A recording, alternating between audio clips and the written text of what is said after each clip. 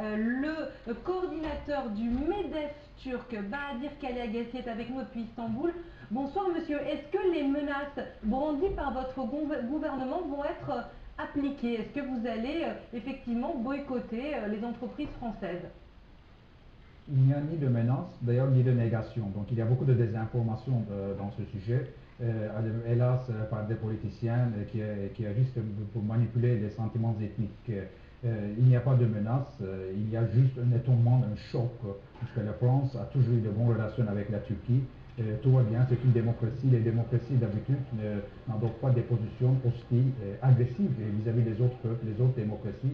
Et la dignité humaine est aussi importante pour nous que pour les Français. Et c'est un débat qui est en cours, en évolution. Donc on attendait de la France de jouer un rôle de réconciliateur, de promouvoir la réconciliation à la fois entre la Turquie et l'Arménie, à la fois entre la Turquie et son passé. Il n'y a pas du tout de négation, mais le mot génocide et le mettre dans le même panier que le génocide juif, évidemment, ça pose des problèmes.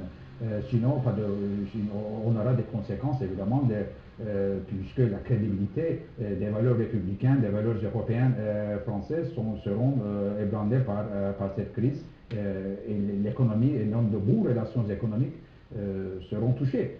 Imaginez, bon, on a tellement de défis internationaux, des défis économiques, des défis politiques, des enjeux économiques énormes.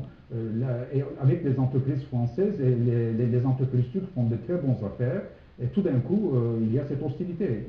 La Turquie est un pays en pleine croissance, c'est un pays qui génère des emplois en France, c'est un pays qui est en train d'adopter par exemple le droit de l'environnement de la communauté européenne, qui ouvre des marchés de plus de 40-50 milliards d'euros. Ajouter cela l'aviation, les énergies renouvelables, tout ce qui a à faire avec les nouvelles technologies.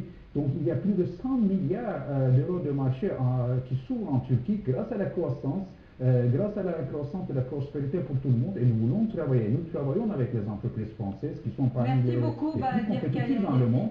Merci, Et tout d'un monsieur. coup, on a ces problèmes. Donc tout le monde est malheureux, évidemment. C'est tout. Merci d'avoir exposé le point de vue du patronat turc.